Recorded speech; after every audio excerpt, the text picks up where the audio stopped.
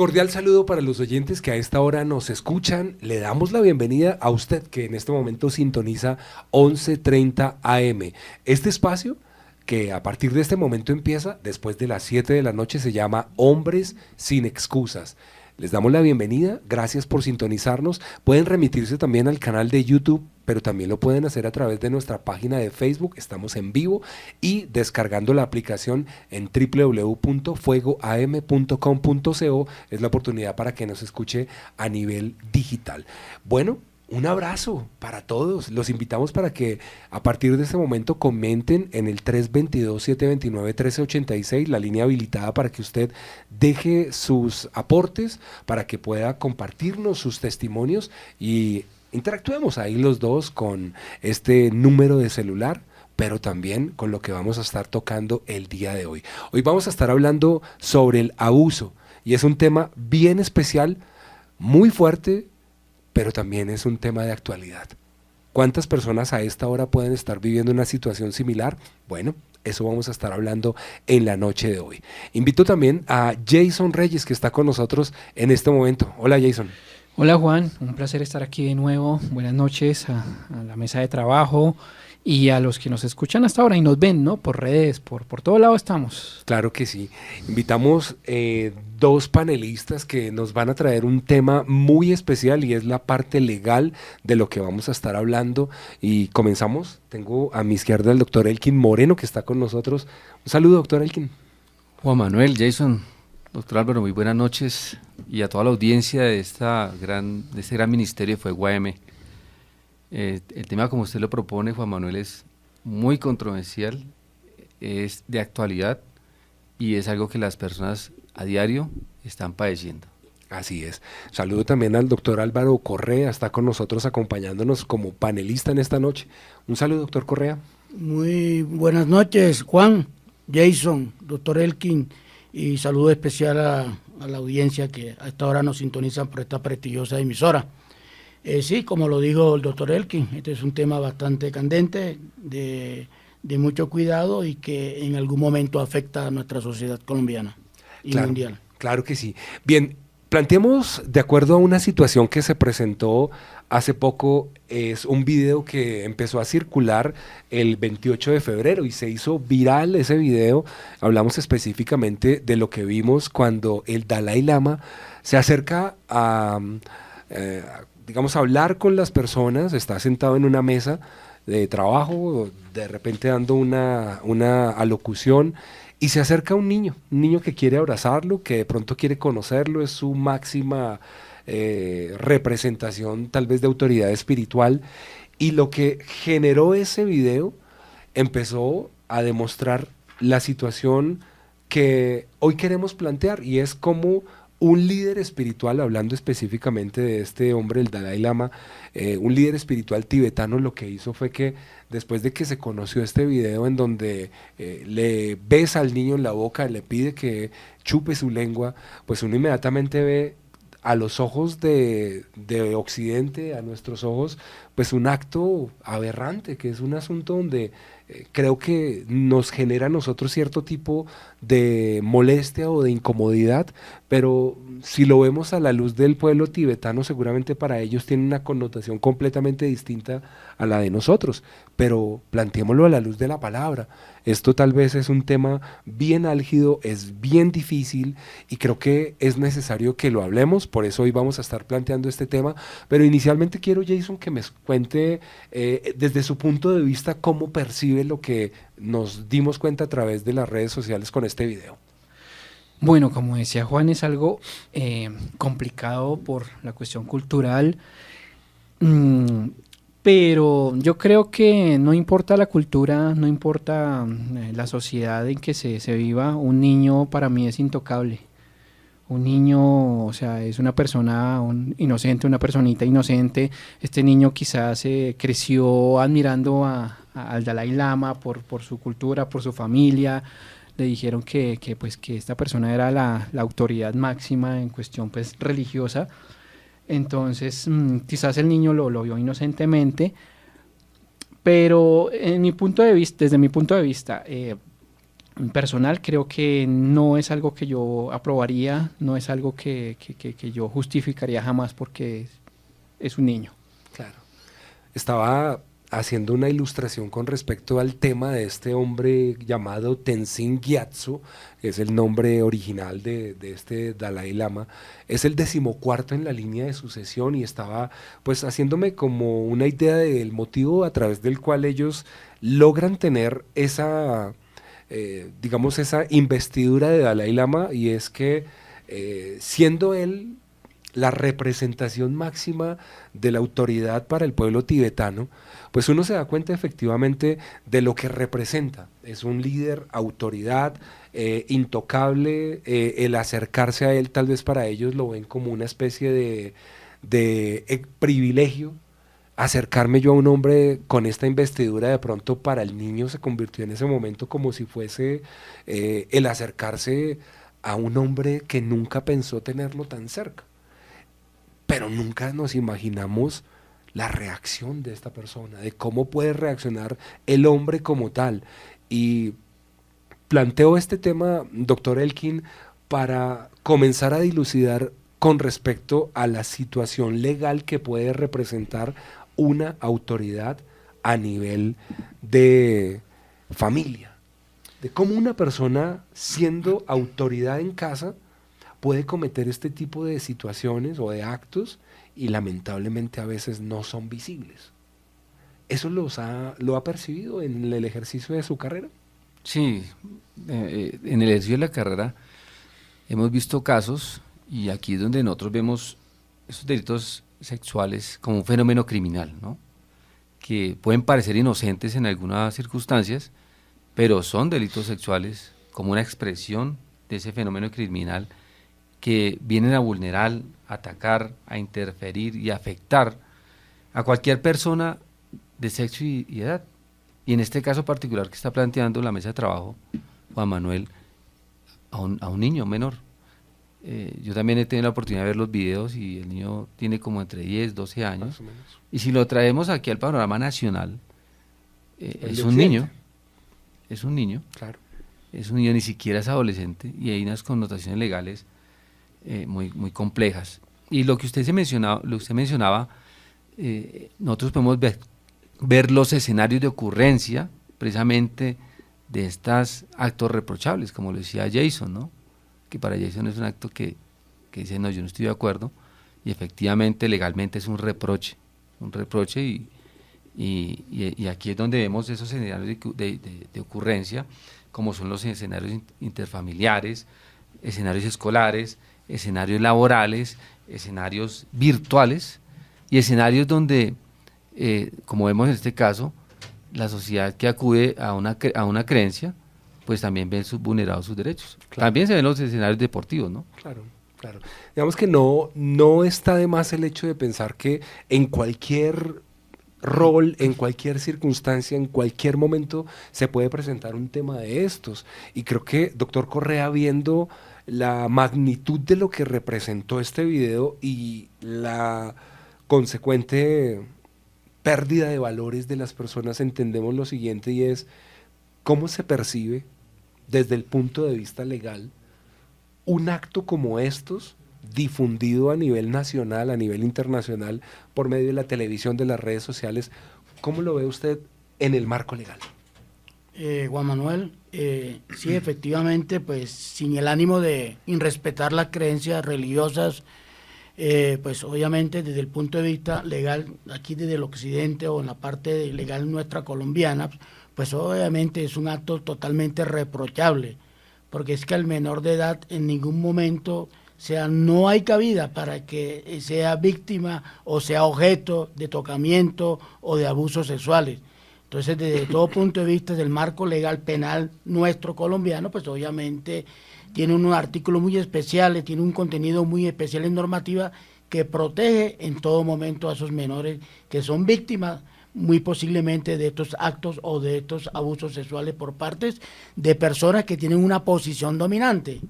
es que la posición dominante se da desde los mismos hogares, desde el mismo padre de familia, desde la misma madre de familia, si nos vamos a los colegios, desde el mismo docente, si nos vamos a los escenarios deportivos, como lo decía el doctor Elkin, vemos a los entrenadores, o sea, tienen una posición dominante y por esa posición dominante a veces algunas personas conllevan a que de pronto cometan estos tipos de abusos que en mis términos serían unos abusos aberrantes que afectan la integridad física, psicológica de este menor, y no tanto del menor, de cualquier persona, porque una persona adulta también son víctimas también de estos abusos. Claro. La Biblia dice en el libro de Deuteronomio capítulo 22, verso 25, mas si un hombre hallare en el campo a la joven desposada y la forzare aquel hombre acostándose con ella, morirá solamente el hombre que se acostó con ella, mas a la joven no le harás nada. No hay en ella culpa de muerte, pues como cuando alguno se levanta contra su prójimo y le quita la vida, así es en este caso, porque él la halló en el campo, dio voces, la joven desposada, y no hubo quien la librase. Este tema, planteándolo desde el punto de vista de Deuteronomio, habla de aquella persona que comete un acto de esta índole, doctor Elkin, es directamente el que tiene que responder ante la ley por el acto que ha cometido. Si nos remitimos al libro de Deuteronomio, que es el libro de la ley, entendemos que aquí, en este caso, se está hablando de un hombre que ha forzado a una mujer acostándose con ella, dice, morirá solamente el hombre. En este caso, claro, ya no se habla de pena de muerte, pero se habla de una consecuencia que recibe la persona. Y si nos trasladamos a el ejemplo, de repente dicen, no, es que este no es un tema que fue tan a lo profundo, fue solamente lo que vimos en el video. Pero leyendo y documentándome con respecto al tema, en una entrevista anterior al Dalai Lama le hicieron una pregunta con respecto al tema de monjes tibetanos que también habían estado haciendo actos incorrectos, y le preguntaron que qué pensaba. Y él dijo, sí, yo tengo conocimiento de eso desde el año 92, está sucediendo eso. Pero un hombre que tiene una investidura, que conoce con respecto a este tema y que pasan los años y no dice absolutamente nada, también se convierte en cómplice. Entonces, planteado desde ese punto de vista, con base en lo que dice Deuteronomio y con base en lo que dice la ley, ¿cuál será la repercusión que puede recibir una persona que ostenta ese cargo? ¿Inmunidad? ¿O tiene que haber un pago por lo que está haciendo?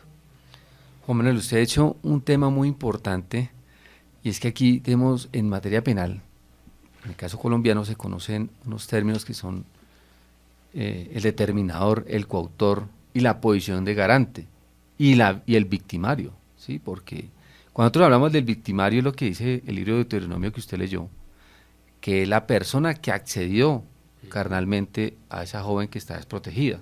Por eso él tiene que pagar la culpa, y aquí en Colombia es igual.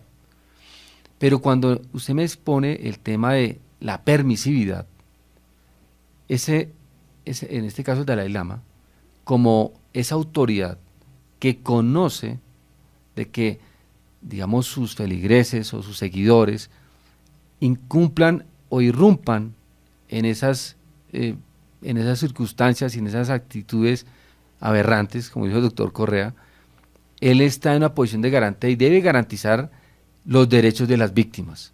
No puede ser una convida de piedra, digámoslo así en ese término, sino debe denunciar y debe tomar acciones, tanto en su clero, digamos así, como en su religión, como también en la parte civil penal. Y si él no lo hace, ya se convierte en un garante, su posición de garante la está vulnerando y se convierte, como muy bien lo dice usted, en cómplice, ¿sí? Y si él lo auspicia, pues ya será un determinador. ¿Y determinador cuál es? Aquella persona que dice que ve que suceden las cosas y por el contrario la estás auspiciando. Entonces es un delito que amerita una actividad del aparato penal y una sanción penal.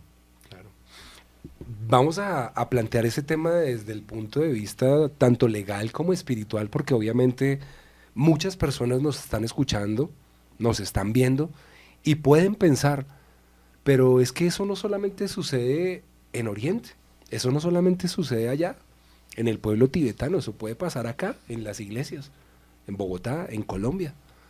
¿Cuántas personas en este momento han sido abusadas por una autoridad espiritual? Y hablamos de una autoridad espiritual, llámese líder, llámese pastor, llámese cura, párroco o lo que sea. Y ahí es donde uno se pone a pensar que no estamos tan lejos de una situación como la que pasó en el Tíbet a lo que está viviéndose en nuestra sociedad. La Biblia dice en Romanos 13:1, sométanse toda persona a las autoridades superiores, porque no hay autoridad sino de parte de Dios y las que hay por Dios han sido establecidas. Y Jason, esto es un tema que tiene una finalidad y es que autoridad es autoridad. Lamentablemente en ocasiones no sabemos las connotaciones o el trasfondo de esa autoridad, pero la Biblia dice toda autoridad que hay por Dios ha sido instituida y en ocasiones someterse a una autoridad que no actúa de una manera correcta no es fácil. ¿Cómo vemos este tema desde el punto de vista de yo someterme a una persona o a una autoridad que yo veo y le veo sus falencias? Bueno, sí, la palabra en Romanos es muy clara. Dice que, Pablo dice que hay que someternos a las autoridades, ¿no? En ese tiempo, pues él estaba hablando del Imperio Romano, porque pues los cristianos eran muy oprimidos por estas personas. Nosotros, ahorita que pasó Semana Santa, vemos que los romanos no eran unas almas de Dios, sino que abusaban, ¿cierto?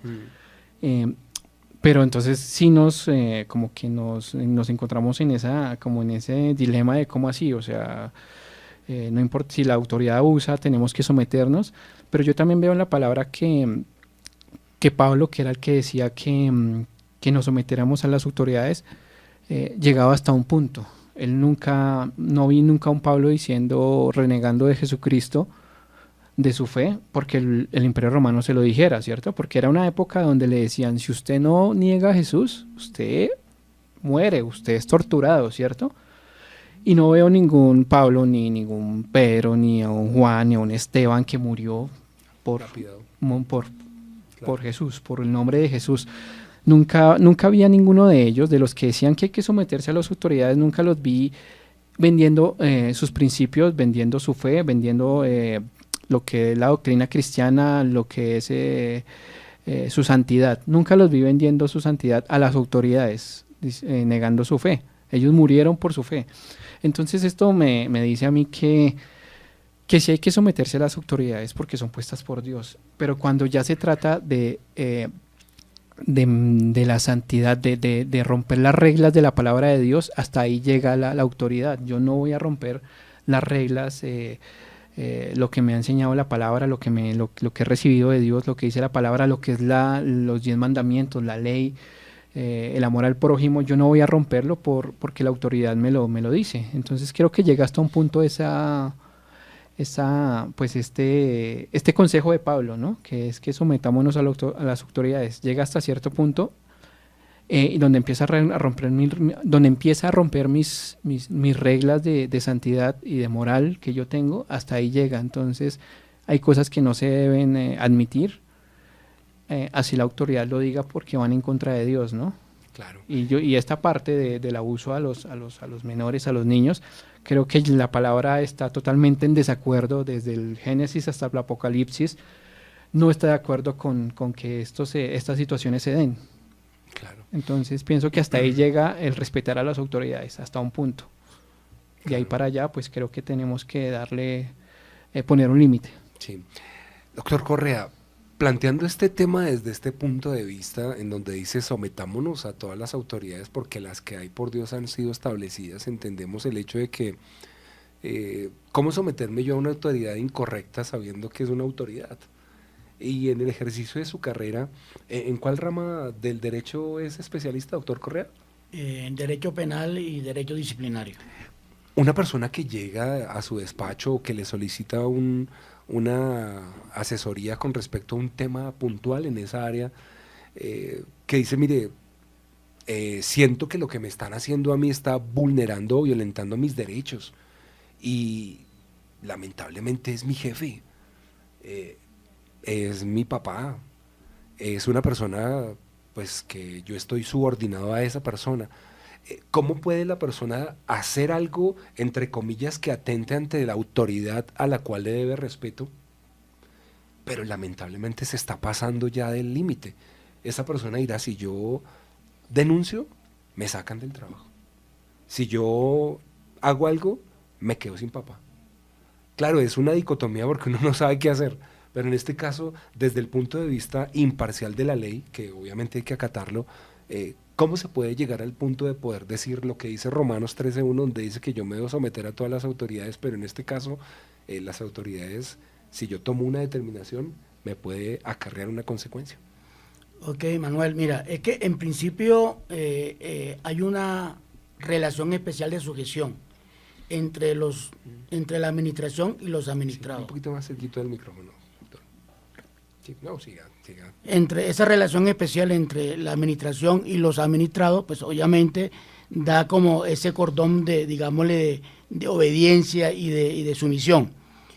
Pero si bien es claro que existe esa relación, también es claro que cuando hay vulneración de los derechos fundamentales de todos los seres humanos y en especial de los niños, automáticamente esa autoridad pierde esa, digámosle, ese derecho que tiene sobre ciertas personas. Pongámosle en el campo penal donde existe un acoso sexual o existe un acto sexual o existe una violencia sexual de cualquier tipo de género. Automáticamente yo como persona agredida, pues yo tengo que acudir a los entes, a las autoridades competentes, ponerle en conocimiento, ya sin el más temor de estar pensando que voy a perder mi cargo, que voy a perder mi trabajo. No, señor. La ley es clara. Inclusive yo colocando en conocimiento de las autoridades competentes estos tipos de delitos, automáticamente la ley me protege a mí mi campo laboral. Es decir, me pueden aislar de esa persona que en un momento dado a mí me está constriñendo, me está, digámosle, causando un agravio a mi pudor, a mi honor moral, corporal, espiritual, si se puede decir así, pues automáticamente lo que hacen las autoridades competentes es aislarme de esa persona e inclusive reubicarme laboralmente. O sea, no hay temor que voy a perder mi trabajo, no, es posible. Porque dentro de este campo penal, este campo del derecho y de la justicia, es posible que ocurran muchas cosas. Yo porque puse en conocimiento de la autoridad me retiraron, claro que sí, eso puede suceder. Pero hay efectivamente donde hay muchos campos legales en los cuales uno puede acudir y hacer valer sus derechos, tanto morales como sus derechos laborales. Claro. Y doctor Moreno, en el caso de que la persona tenga ya un inconveniente a nivel espiritual, y usted dice, es que me está mezclando la parte tanto personal como espiritual y tiene que respetar a la autoridad, pero cuando se trata de un líder espiritual, ¿cómo uno puede defender a una persona que está siendo abusada por un líder espiritual? ¿Cómo utiliza el derecho para eso? Bueno, ese tema en cuanto a las relaciones, hay unas formas de realizar la conducta y ahí serían una forma abusiva, ¿sí? Y como lo dijo el doctor Correa, abusando de su posición dominante. Y esa posición dominante genera muchos abusos dentro de algunas congregaciones, sectas, disposiciones religiosas, de cualquier denominación de la que usted pudiera hablar. Y hay que entender algo, que estos líderes religiosos son seres humanos, son hombres y son sujetos de derechos, pero también de obligaciones. Y como muy bien lo planteó el doctor Correa, la persona está en la obligación, la que es víctima, de denunciar. O, si es la mamá o si es otro líder de la iglesia, está en la posición de garante para denunciar también ese hecho que cometió una persona en contra de un tercero. Entonces mire la responsabilidad que hay en la iglesia. ¿Sí? Cuando decía Jason de que Pablo dice que nosotros debemos someternos a las autoridades. Recordemos que en la iglesia la mayordomía eclesiástica tiene también unos escenarios donde hay una cabeza, pero también hay un cuerpo de liderazgo. Ese cuerpo de liderazgo tiene la obligación de estar atento, sobre todo a los niños y a las mujeres, para que si ve algún abuso por parte de un, digámoslo así, superior o un homólogo, denunciarlo ante autoridad competente y ante la autoridad, porque usted bien lo plantea, ¿qué hacemos si la cabeza es la que abusa? Pensemos, caso de Dalai Lama, él es la cabeza de esa religión, ¿cierto? ¿Y a quién le rinde cuentas a él? Pues le tiene que rendir cuentas al Estado, que es el dueño del jus puniendi, que es el derecho sancionador, en este caso en materia penal, quien debe en este caso penalizarle esa conducta delictiva que está cometiendo. Lo mismo pasa aquí en Colombia. Si la cabeza, que sea, no sé, el párroco, el pastor, el que sea, comete un tipo de reproche de esta índole, hay que denunciarlo. Así como lo manifestó el doctor Correa, ante la autoridad competente para que ésta, en derecho, haga lo de su competencia. Claro, la Biblia dice en el libro de Proverbios, en el capítulo 31, verso 8 y 9, abre tu boca por el mudo en el juicio de todos los desvalidos. Abre tu boca, juzga con justicia y defiende la causa del pobre y del menesteroso. En esta porción de la Biblia se hace una clara alusión a que una persona se debe tomar la vocería de hacer algo por aquel que no habla, de aquella persona que de pronto está viviendo una opresión o una situación de esta índole, un abuso consensuado o no, más como un tipo de presión o de opresión. Y en este orden de ideas entendemos que la misma Biblia aplica el hecho de que es importante uno rodearse de esas personas, de poder hablar, de poder decir, mire, me está pasando esto, estoy necesitando una ayuda, pero muchas veces esa ayuda no se ve. La persona calla, omite los actos, no dice absolutamente nada, incluso si es el papá, prefiere no decir nada, si es el jefe, no le cuenta a nadie.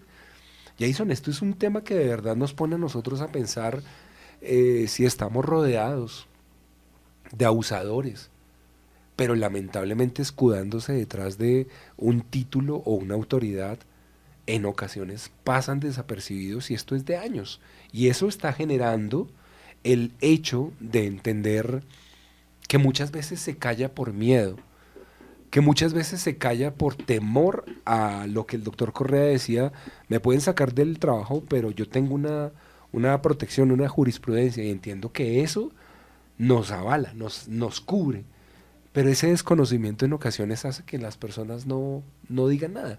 En el ejercicio de su ministerio, ¿ha conocido ese caso de personas que hayan callado? Pues creo que sí, bastantes.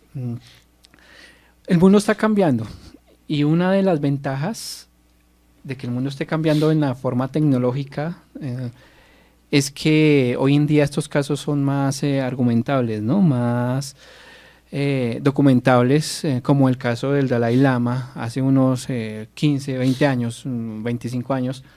Simplemente no existían las cámaras, los celulares con cámaras. De pronto hubieran dicho, no, esto no lo podemos pasar por televisión porque nos censuran, esta persona tiene mucho poder. Pero hoy en día cualquier persona con un dispositivo puede denunciar, puede tener pruebas, y esa es la parte buena de lo que son las redes sociales y la tecnología. Esa parte, no estoy en contra de esa parte de la tecnología, pero sí conozco, yo llevo bastantes años en el ministerio, pues no directamente, pero sí he visto tanto en televisión como en redes muchas denuncias de personas que se ha abusado, han tenido actos contra ellos en contra de su voluntad, y han callado, y después de un tiempo sí pues sale a la luz por alguna razón. Claro. Entonces pienso que eso está cambiando. Sí conozco bastantes, y en el ámbito que estamos tratando, a lo que lo estamos enfocando, que es al ministerial un poco, sí. Pero eso está cambiando. He visto bastantes, pero eso está cambiando y qué bueno que ahora todo se maneje con un poco más de transparencia, con las herramientas que hay hoy en día. Claro, no, interesante es poner esto a la palestra pública para que la gente lo vea, lo conozca, denuncien y que no se queden callados, sino que se convierta como en una especie de detonante para que autoridades que han abusado por años de su investidura, de un momento a otro vemos como en la unión también eso genera bastantes cosas. Y haciendo un paréntesis, doctor Correa, hace poco sucedió algo y es en donde también a través de un acto el presidente destituye al general Sanabria y uno dice, este hombre fue destituido por hablar de su fe abiertamente, por tener un concepto en el que pues él hablaba sin ningún tipo de inconvenientes con respecto a su fe. Claro, es un tema que compete a la religión católica y que de pronto él tenía pues autoridad tanto espiritual, porque conoce muy bien de la palabra, pero también tenía una investidura como general de la República. Y como que le pesó. ¿Cuál de las dos pesaba más, si ser general o ser autoridad espiritual? Y él hablaba abiertamente en la revista Semana, cuando Vicky Dávila lo entrevista, hablaba abiertamente de los exorcismos que hacían en los batallones, en la policía. Él hablaba abiertamente de la situación o la condición de casi 12.000 policías infectados de SIDA, de la gran cantidad de miembros del ejército, de la policía homosexuales, lesbianas. Hablaba, pero eso se convirtió en el detonante a través del cual lo destituyen. Y ahí, una vez más, hacemos alusión a cómo, entre comillas, un abuso de poder de parte de la autoridad máxima del país destituye al general. ¿Cómo percibe usted eso? Manuel, en principio, es una concepción muy errada que tienen muchos mandatarios de que la combinación de religión con la dirección o con la parte operacional, me refiero a las fuerzas militares y Policía Nacional, no se pueden combinar. Para mí, y de manera muy respetuosa, es mi opinión, el concepto religioso, es decir, tener yo el conocimiento de la fe, a mí me da una claridad más ya para yo poder desarrollar ciertas operaciones. En el caso del señor general Sanabria, obviamente, muy seguramente, no puedo, digámosle, llegar a afirmar, pero pudo haber sido el detonante de su retiro de la institución, porque para nadie era un secreto que este señor, obviamente conocedor de la palabra de Dios, un señor muy, digámosle, muy centrado en su cargo como director de la policía, una persona que obviamente combinaba esa fe, combinaba con lo operacional.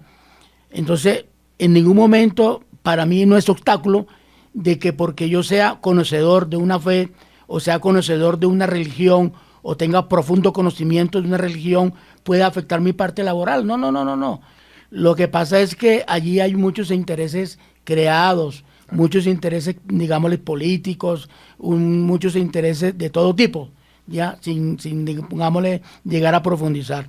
Pero este es un caso más del abuso de poder. Claro. Esto es un caso más de la posición dominante que tienen algunos mandatarios de tomar determinaciones por la creencia errada de que se está cometiendo determinados errores. No, señor. Fíjese que el general fue muy claro. La institución de la policía, pues obviamente para nadie es un secreto, también es una de las instituciones que más contagio de enfermedades determinantes tienes. ¿Ya me entiende? ¿Por qué? Porque ha habido falta de orientación sexual, ha habido falta de orientación psicológica, y él lo decía claramente, abiertamente. Entonces, la fe le da a uno como temor de hacer muchas cosas, ¿verdad? Entonces, ahí ese es donde se radica realmente ese inconveniente de ciertos mandatarios, ya que por su creencia o por su posición toman determinaciones que afectan a una persona. Claro.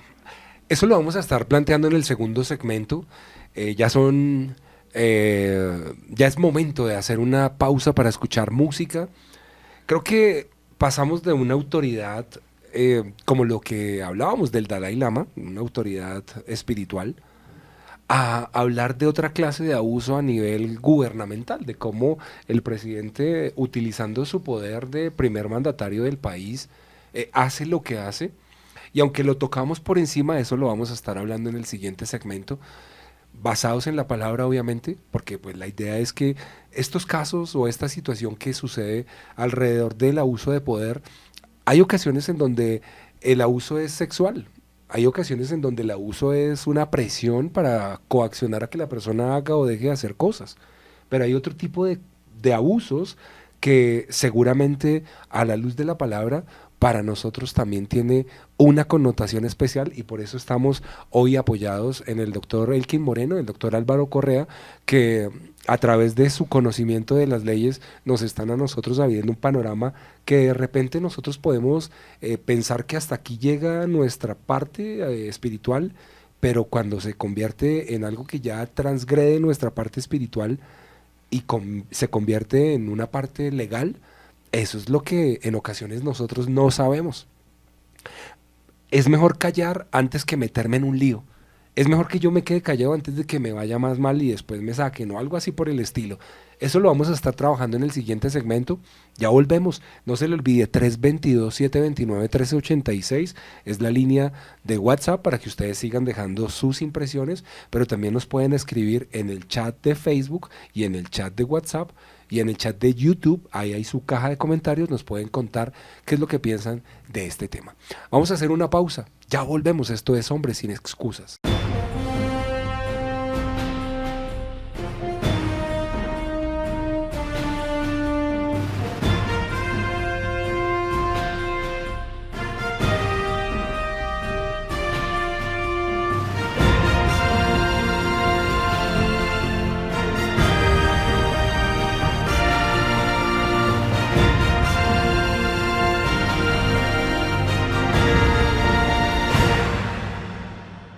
Continuamos, una vez más estamos aquí, esto es Hombres sin Excusas.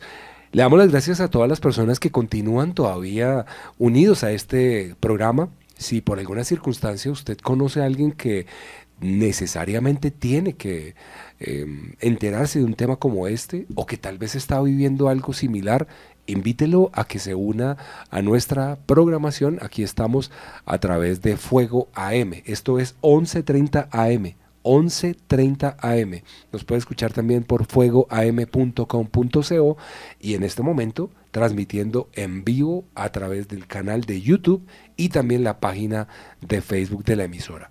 Los invitamos para que continúen hablando de este tema tan especial. Hoy estamos hablando acerca del abuso y queremos vincular dentro del programa al pastor Esteban Fretes. Él se encuentra en este momento en Buenos Aires y estando en su lugar de origen, en donde él vive, nos tiene algo muy importante que decir de acuerdo al ministerio que él está dirigiendo, un ministerio bien interesante, un ministerio que de verdad nos pone a nosotros a pensar que efectivamente esto que se está viviendo es algo mundial.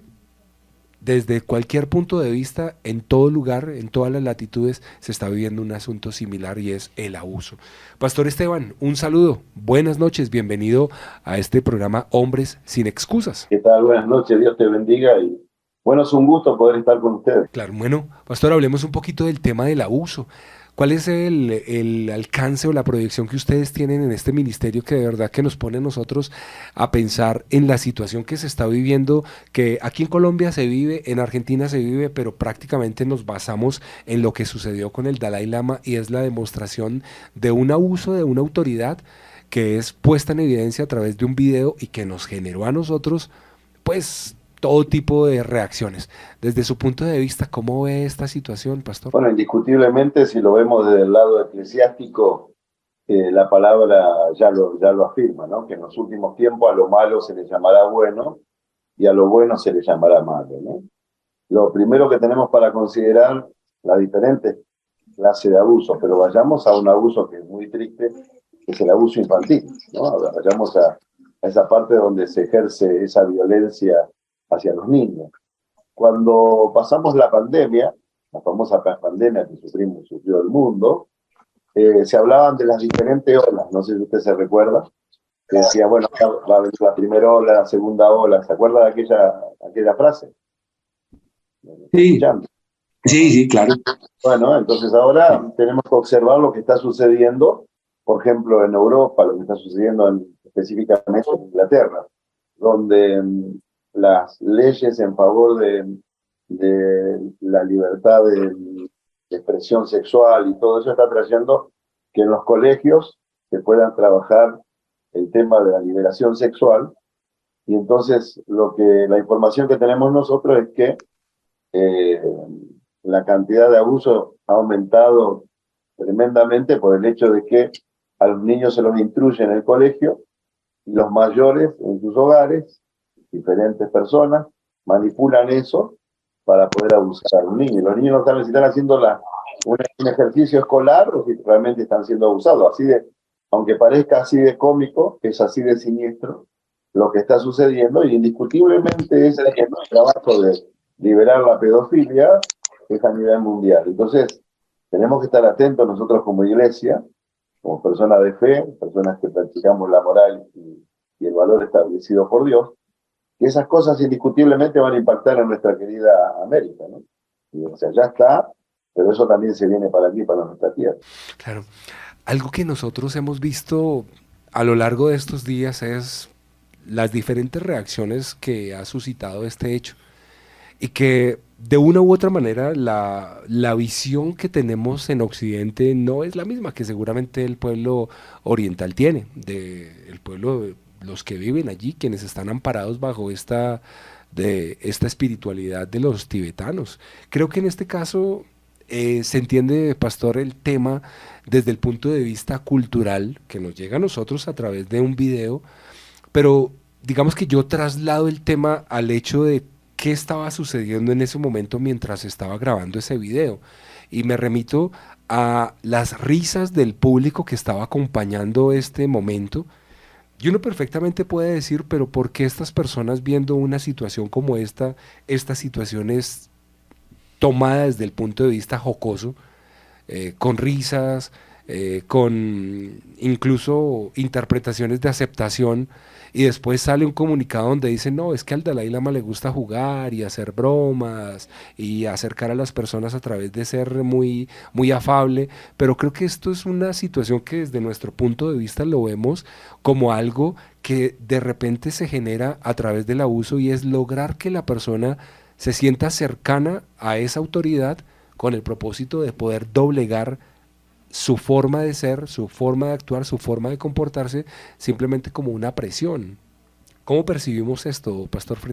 Y bueno, la verdad es esta, ¿no? Que esa estrategia también podríamos decir a nivel mundial, ya que, vuelvo de vuelta, o sea, la posibilidad de hacer que las cosas sean común, o como decimos, cultural, pero a nivel mundial. O sea, indiscutiblemente el que no se sujeta a las leyes terrenales, a las leyes celestiales, se tendrá que sujetar a las leyes terrenales. Ahora, cuando las leyes terrenales se legislan para apoyar el abuso, para apoyar la violencia, y se empieza a elegir, es algo muy loco que, por ejemplo, aquí te cuento en Argentina, ¿no? Que una ley, no sé si ustedes saben lo que es, por supuesto que deben saber lo que es la anorexia, la bulimia.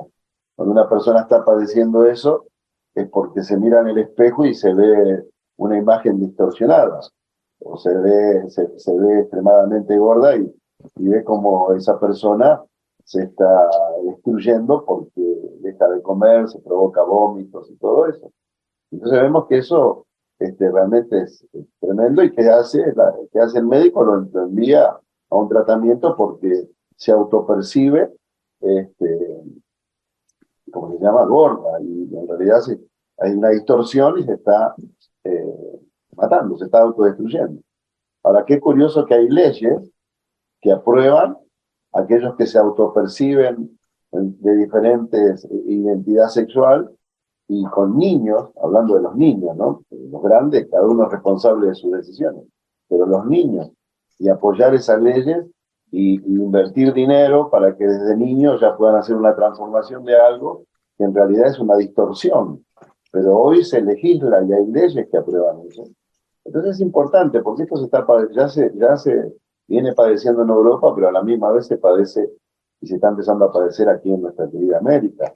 Por eso creo que es un tiempo muy especial y que el abuso de poder, el abuso sexual, el abuso de poder que trabaja mucho con la ignorancia. Vemos que los países que quieren seguir teniendo sometidos a los pueblos atacan lo que es la educación, porque saben que una forma de tener sometido a los pueblos es a través de la ignorancia, y esa ignorancia doblega a los pueblos, ¿no? Entonces, wow, creo que como iglesia tenemos mucho para trabajar. Claro.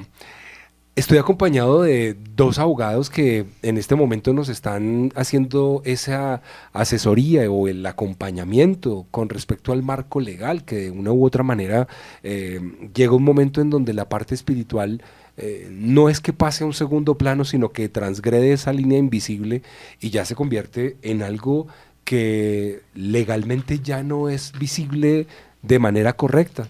Y en este caso, doctor Elkin Moreno, hablando de esta situación, uno puede percibir efectivamente que llega un momento en donde víctima y victimario están en una situación en la que tal vez el victimario lo que pretende hacer es utilizar su poder para doblegar a la víctima y lo justifica.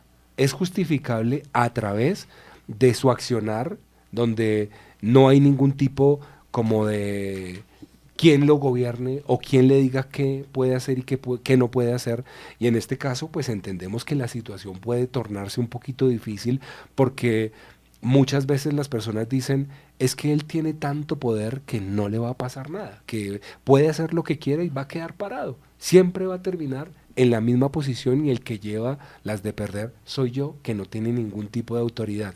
En este caso, desde este punto de vista, doctor Moreno, ¿cómo se percibe un abuso de una autoridad, hablando específicamente de estar en la posición en donde yo soy el que va a perder?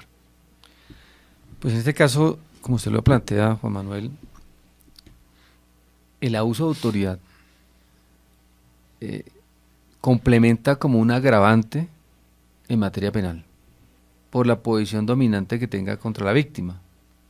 Pongámoslo así, un director, digamos en un colegio, una institución educativa, donde un profesor o un directivo acceda o viole los derechos, vulnere los derechos de un mismo docente por su posición dominante, o a un estudiante, pues obviamente ahí es donde se consolida el delito, pero en materia penal viene un agravante por esa posición dominante, ¿sí? Y usted lo ha dicho y se ha mencionado en este panel, y es la omisión de denuncia, que eso es lo que impide que la ley actúe. La omisión de denuncia es lo que impide que la ley actúe. Y el silencio de los inocentes, como dicen por ahí, es el que patrocina y auspicia, digamos, esto que la persona hace, deshace, sí, y no le pasa nada.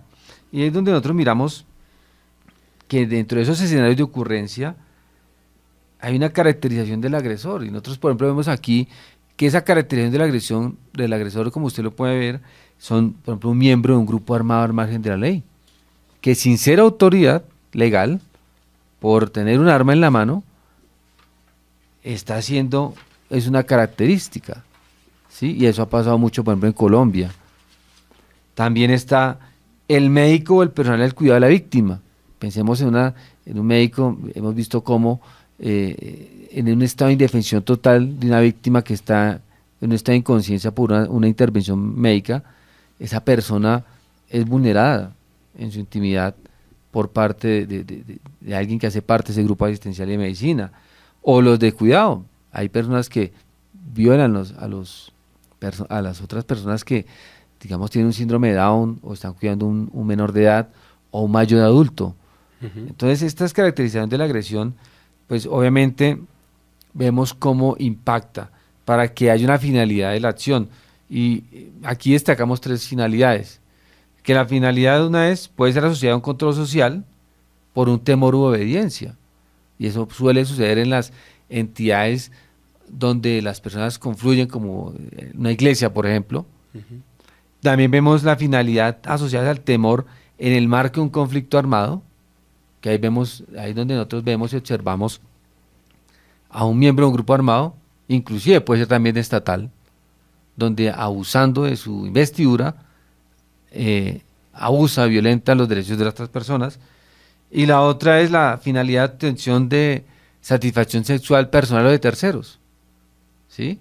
Entonces ahí es donde vienen los engaños, donde vienen las circunstancias donde una persona mayor de edad, cogió menor de edad, sabe que requiere, digamos un ejemplo, un celular, y lo compra bajo esas dádivas y accede directa o indirectamente. Entonces, desde el punto de vista legal es un delito, y como quiera que sea, ese delito debe ser penalizado y debe tener una consecuencia que la misma jurisprudencia, la misma norma legal establece, que puede ser intramural o puede ser fuera de muros, pero debe tener una consecuencia. Claro. Esta es una condición que de verdad estamos hoy atravesando a propósito de la situación que estamos viviendo. Nos encontramos en este momento con el pastor Esteban Fretes desde Buenos Aires. También nos está dando temas con respecto a cómo se percibe desde el punto de vista espiritual, sobre todo porque es una situación que en cualquier momento se puede presentar y que de hecho se ha venido presentando en nuestra sociedad, y que el hecho de que no se conozca, de que no se hable, de que no se denuncie, no quiere decir que no esté sucediendo. Pastor Fretes, en su experiencia con respecto a temas como estos, ¿cómo logra influir dentro de la persona que está viviendo una situación similar para que llegue a abrir su corazón y pueda contar las situaciones que está viviendo, y que obviamente se convierta en una situación que funcione a su favor y que no lo meta en un problema más grande? La verdad que para nosotros los ministros aquí en Argentina es un tema muy, muy interesante, ya que de la parte legal, estaba escuchando a los doctores ahí, no sé cómo es en Colombia, pero una vez que una persona viene a nosotros y nos confiesa que está siendo víctima de abuso, nosotros tenemos la obligación de acompañar a esa persona a que se presente ante la justicia. Por eso es muy interesante y muy importante cómo uno encara esas cosas, ¿no? Porque desde el mundo espiritual conocemos que son influencias satánicas, son maldiciones hereditarias. Mayormente el abusador ha vivido una vida de abuso, y aunque parezca loco, odiando aquello que tanto le hizo daño, termina ejerciéndolo. Es algo espiritual, ¿no? Es algo que es interesante de destacar esta situación, que la gente cree que por sepultar algo en el olvido, eso ya no ingiere en nuestra reacción. Hay personas, por ejemplo, hay padres que no pueden abrazar a sus hijos porque han sido víctimas de abuso en su niñez y no han sanado eso delante de Dios, y hoy le cuesta tener una relación genuina con sus hijos, y poder abrazarlos, poder estar acompañándolos en el crecimiento, porque un hijo o una hija que no reciba el amor del padre saldrá a la calle a buscar el amor de un hombre, mayormente de un hombre mayor, de un hombre maduro, porque esa ausencia de ese padre que no le dio el afecto la convierte también en una posible víctima de abuso. O sea, pero es interesante que cuando y esto es para los que nos están escuchando, cuando alguien no puede hablar de alguna situación vivida es porque todavía te sigue gobernando. No sé si se entiende. Cuando alguien no puede hablar y no puede confesar algo que le pasó, cuando alguien no puede sacar esa herida.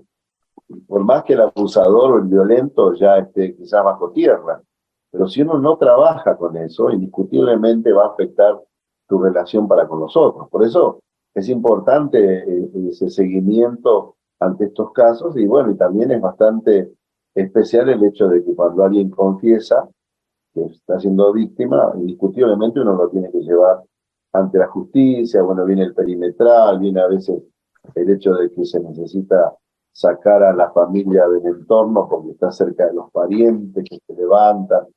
Son cuadros muy complicados, pero bueno, creo que también a eso nos llamó el Señor, ¿no? Claro. Este tema es un tema que tiene muchas aristas. Vamos a poder tocarlo desde diferentes puntos de vista y desde todo el contexto en el que se mire, entendemos que siempre existirá el tema del abuso entre una autoridad y una persona que está subyugada o que está con un súbdito. Creo que en este caso, doctor Correa, el tema de la víctima o de la persona que está siendo agredida nos pone a nosotros a pensar hasta qué punto uno pierde sus derechos cuando es cómplice de algo que de repente vio y no dijo. Y en ese momento la persona dice, es que usted a través del haberse quedado callado ya se convierte en un cómplice y ya puede incluso hasta ser manipulada a través de esa omisión, y el hecho de tener la sartén por el mango y decir es que si yo llego a hablar, aquí rodarán cabezas. Pero creo que también ese es un tema en donde la persona puede decir, es que yo en este caso me estoy dando cuenta de que abuso de la condición en la que yo vi algo, que si yo lo llego a decir, esto va para largo, esto se va a poner peor. Y entonces la persona como que puede entender el hecho de que yo estoy amparado bajo una cosa que sé, o algo que vi, o un documento, o una memoria USB, o algo. Y esto también genera de pronto en la persona una tranquilidad de decir, a mí no me va a pasar nada por mire la prueba que tengo. Creo que esto es también un tema en donde nos podemos poner al otro lado de una persona que tiene, entre comillas, el poder de algo que dentro de su punto de vista lo protege. ¿Cómo se percibe esta clase de abuso? Manuel, aquí hay una cosa muy clara. Frente a cualquier tipo de delito, nuestra legislación penal es muy clara, donde nos obliga el deber de denunciar. Bien, si yo recuerdo, hubo una institución de las Fuerzas Armadas donde se presentó unos actos aberrantes contra unos personal uniformado. No sé si usted recuerda esa situación que se presentó en una institución de aquí nuestra, de nuestra fuerza pública. Obviamente la persona que se encontraba agraviada o que se encontraba afectada por el delito, él fue sometido en principio, digámosle, a presiones psicológicas por ciertos superiores, hasta que llegó el momento en que él tuvo que denunciar porque ya era tanta la presión que él sentía que tocó denunciar. Entonces es por ello que el artículo 67 del Código Penal es claro, dice el deber de denunciar, y dice que toda persona debe denunciar ante la autoridad de los delitos cuya comisión tenga conocimiento. Entonces, es una obligación, es un deber. Entonces, allí yo traigo, por ejemplo, a colación eso, lo que tú dices claramente. Ahora, ¿qué puedo hacer yo frente a esos tipos de vejamen o esos tipos de, digámosle, de abuso? Pues obviamente tengo dos caminos. O uno, me quedo callado y me vuelvo cómplice de la situación, claro, o otro denuncio. Ahora, también puede haber el otro escenario, que una persona se dé cuenta, que tenga el conocimiento y también se calle. Entonces, automáticamente hay una complicidad y el Código Penal también lo puede sujetar a esas personas. Claro. Ahí en donde entiendo lo que la palabra nos está diciendo, que algunas veces uno se queda callado y también se convierte en cómplice, es exactamente lo que la palabra nos está a nosotros diciendo que en la ley también habla, y es que no por el hecho de yo quedarme callado me libro, sino que yo también puedo llegar, incluso, doctor Elkin Moreno, a ser cómplice por quedarme callado, y ahí también pesa algo jurídico, y es que la persona dice, pero es que yo preferí no decir nada para evitar meterme en un problema mayor, pero el hecho de que se quede callado no lo exime de la ley. No, de acuerdo, la ley siempre va a amparar a la víctima, y nosotros tenemos que irnos a la génesis constitucional, ¿sí? Y si nosotros hacemos algo comparado con la Constitución y la Biblia dice que el que sabe hacer lo bueno y no lo hace se le cuenta como pecado. Lo mismo dice la Constitución Política Nacional. El artículo 6 habla de la responsabilidad de los servidores públicos por acción y omisión, y también de los particulares que responden por sus acciones.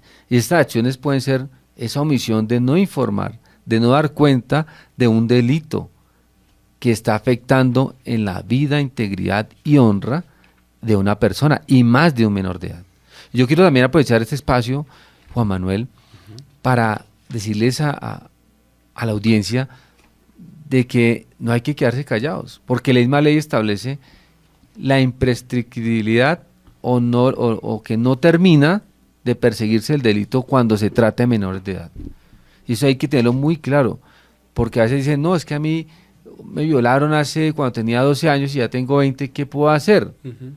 No, resulta que la ley establece que esos son delitos imprescriptibles, o sea, no terminan, no caducan. Claro. Entonces, esa omisión también viene a ser parte de lo que es un tipo penal. Y como dijo el doctor Correa, ahí es donde viene el poder coercitivo del Estado en materia penal y tiene la obligación, no es que quiera, tiene la obligación de perseguir ese delito y castigarlo. ¿Sí? Castigarlo de acuerdo, obviamente, al debido proceso y de conformidad con las normas preexistentes para que se atienda y se restablezca el derecho de esa víctima. Porque a veces vemos cómo las víctimas quieren ser tapadas con dinero. Y ese es otro escenario que también traigo a colación. No solamente que, digamos que hay una restitución, una reparación, ¿sí? Pero no, esa reparación no significa que la víctima ya quedó compensada.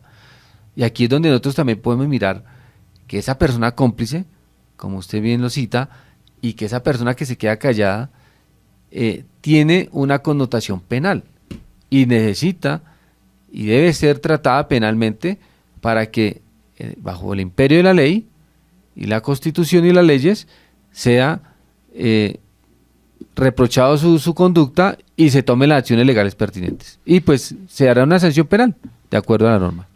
Claro.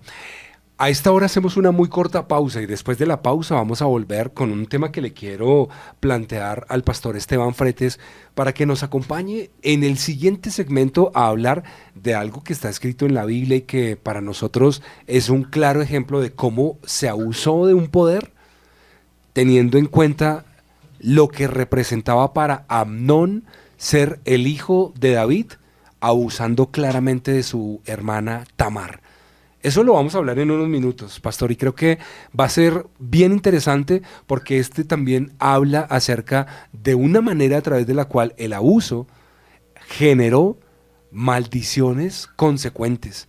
Y creo que esto, pastor, vamos a tener que hablarlo en el siguiente segmento de una manera más desmenuzada porque trae una connotación bien especial. Vamos a hacer una pausa y ya volvemos. Esto es Hombres sin Excusas.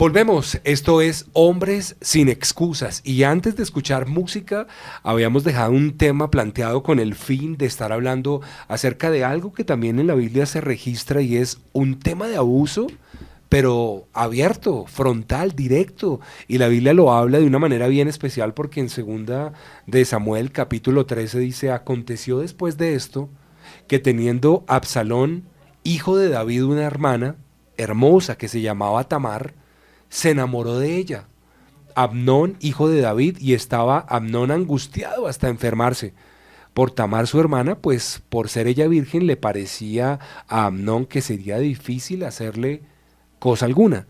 Ahí hay un problema porque se está imaginando cosas. Pero luego dice, y Amnón tenía un gran amigo que se llamaba Jonadab, hijo de Simea, hermano de David, y Jonadab era hombre muy astuto.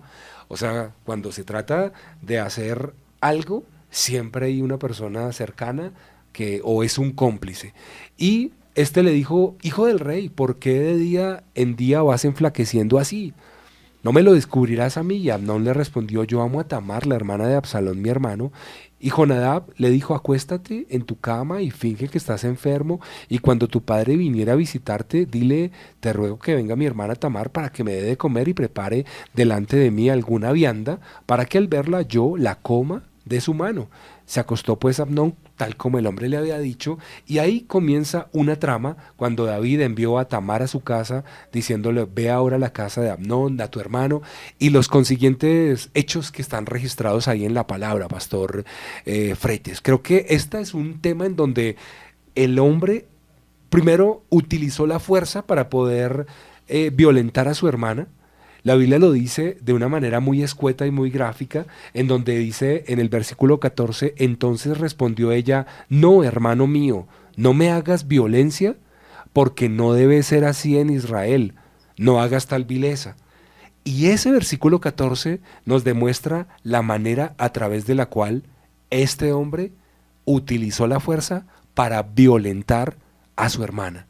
Creo que, pastor, esto es un claro ejemplo de un abuso que efectivamente está registrado en la Biblia, pero nos pone a nosotros a pensar en la fuerza desmedida que se utiliza para poder violentar a una persona indefensa. Hablemos acerca de este tema. Sí, es algo tremendo, ¿no? Hay muchas cosas para poder desglosar de esta cita. La Biblia es tan rica en esto y me bendice la palabra de Dios porque no pone solamente el éxito o la conquista de aquellos hombres, sino que también pone la parte oscura, la parte brava, ¿no? Los éxitos y los fracasos, errores y horrores. Con respecto a este versículo que haces mención, y esto es importante para aquellas muchachas y muchachos que están escuchando y que coquetean de alguna manera con ciertos personajes.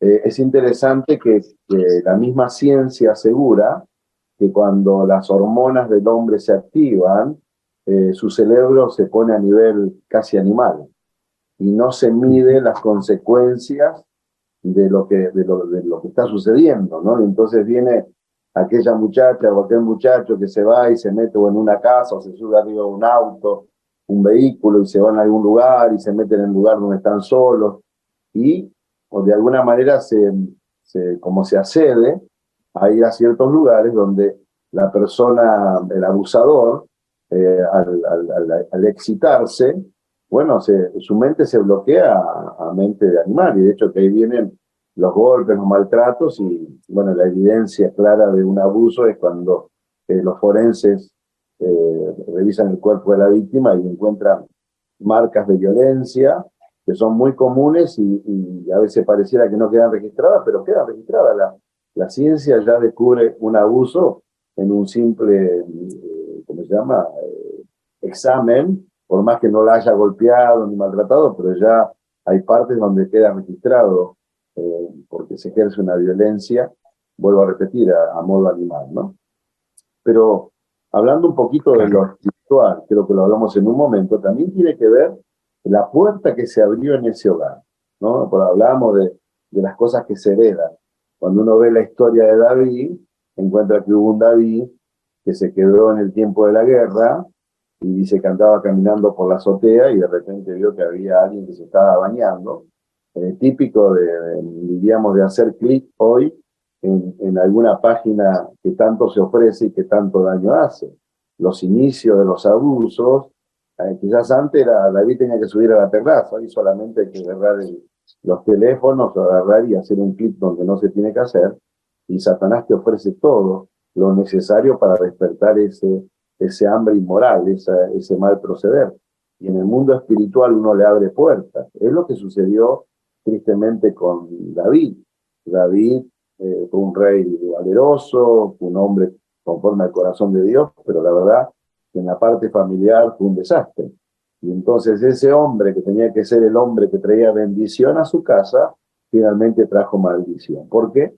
Porque él vivió una vida de abuso y eso indiscutiblemente impactó en sus hijos, ¿no? Hay muchas personas que inclusive conocen a Dios y quizás tienen hasta el corazón de Dios, pero vivir una vida de abuso indiscutiblemente va a maldecir la vida de tus hijos, ¿no? Y va a maldecir tu familia, va a maldecir tu hogar. Acá no se trata solamente de la víctima, sino también del victimario, que no sabe, ¿no? Se olvida que tiene esposa, que tiene madre, hermana, hija, hijos, ¿no? Porque hoy ya no se distingue si es abusar a un niño o una niña, o en la adolescencia. Uno le abre las puertas, porque eso es lo que sucedió lamentablemente en esta familia. Vemos que hubo desgracia, hubo muerte de hijos, hubo violación de esta muchacha, y ella como que lo frenaba para ver si podían hacer las cosas bien y no que la tomara así en una forma violenta, pero él estaba enceguecido. Y la Biblia cuenta que una vez que él la sometió y la dejó y hizo todo lo que se le ocurrió, dice que después la miró y la despreció y la echó, ¿no? Porque eso es lo que hace Satanás con el abuso. Esos deseos carnales que se despiertan en cosas pornográficas, donde uno ve que son todos tomas de cineasta que llevan a una irrealidad, que muestran cosas que no existen en la realidad. Y entonces eso despierta todo eso para querer practicarlo, y es una mentira del diablo, porque humanamente no se puede hacer, a no ser que haya droga de por medio, lo que se hace en una escena pornográfica. Bueno, de alguna manera, a este muchacho, según sus consejeros y amigos, porque hoy es muy común que amigos tienen amigos que le pasan videitos pequeños de pornografía, o se alimentan, los espíritus se unen. Entonces es muy importante tener en cuenta que indiscutiblemente voy a hacer lo que veo y lo que oigo. O sea, indiscutiblemente también voy a dejar el legado de maldición o de bendición a mi familia. Y seas el portero de la iglesia, seas el diácono o seas el pastor de la iglesia, si tu proceder no es el correcto, mañana tu familia lo pagará. Mañana tu familia lo padecerá.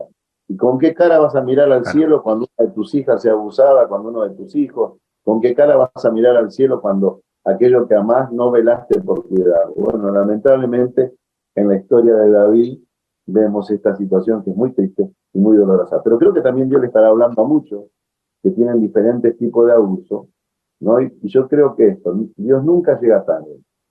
Dios nunca llega tarde. Y lo que Dios hace es que uno tenga en cuenta que varón se nace. Y perdón lo que voy a decir, varón no es porque tengas testículos. O sea, varón o macho se nace, pero hombre se hace. Hay un gran abismo entre ser un varón, un macho, y ser un hombre. Y más con el tilde de hombre de Dios. Porque el tilde de hombre de Dios te demanda no solamente que seas hombre en la protección a tu esposa, en la protección a tus hijos, a tus nietos, en saber que estás pagando el precio y si te equivocaste, te arrepentiste y buscaste el perdón y el favor de Dios, pero un arrepentimiento que tenga frutos dignos de arrepentimiento. Arrepentimiento no es ir a la iglesia y llorar, arrepentimiento no es tengo una doble moral, pero cuando me pongo a ministrar o cuando me pongo a hacer algo, las cosas siguen fluyendo y parece que mejor. Y claro, si el diablo auspicia al diablo, si vos tenés una maldición, el diablo va a querer que siempre la tenga y se va a disfrazar como ángel de luz. Pero cuando uno entiende que verdaderamente tiene que no solo arrepentirse, sino hacer frutos dignos de arrepentimiento. Y la palabra arrepentimiento significa, si antes iba para el sur, ahora voy para el norte. O sea, cambio de rumbo, cambio de destino. Entonces es importante que los varones que nos están escuchando, inclusive las mujeres, porque abuso hay de todos lados, aquellos que ejercen abuso contra otras personas, puedan saber que Dios tiene la capacidad de perdonar, pero indiscutiblemente tiene que haber convicción de pecado y tiene que haber una decisión muy fuerte de cambiar de rumbo. Claro. Hablando de este tema, doctor Elkin, entiendo algo y es cuando ya el tema es un abuso sexual. Ya es algo un poco más que el simple hecho de ser reprendido, de ser atacado por una situación que no es carnal. En este caso, hablando de temas ya puntuales, cuando el abuso proviene de parte de alguna autoridad, independientemente de cuál sea el jefe, el papá, un líder espiritual o cualquier autoridad, la persona, ¿cómo debe acercarse? ¿Qué tipo de acercamiento se brinda a nivel jurídico para que la persona pueda, con toda tranquilidad y con toda la sinceridad del caso, hacer uso de de la situación de poder decir, mira, yo quiero denunciar, pero no sé si lo que yo haga de pronto me traiga consecuencias? Eso en ocasiones uno lo piensa y creo que muchas veces las consecuencias que uno piensa que le pueden acarrear hace que no se denuncie. Sí, Juan Manuel. Lamentablemente, y hay un verbo rector que lo establece el Código Penal, que es constreñir, ¿sí? Y normalmente la persona que es abusada es constreñida no solamente físicamente, sino psicológicamente y espiritualmente. Y eso genera esas barreras que impide que la persona denuncie.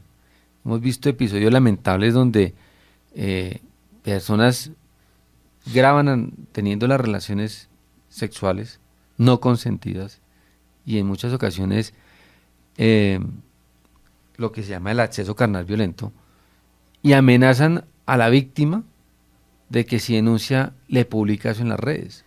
Entonces sigue constriñendo y sigue aumentando y ahondando esa afrenta que se le hace a la víctima. Pero la víctima, nosotros tenemos que decirle a la audiencia por qué es importante denunciar. Y la importancia de denunciar es para evitar que se incurra en unas futuras violaciones a la misma persona o a diferentes personas. Y más cuando, como usted lo plantea, Juan Manuel, estamos en un entorno de autoridad. Imaginémonos un violador en un colegio.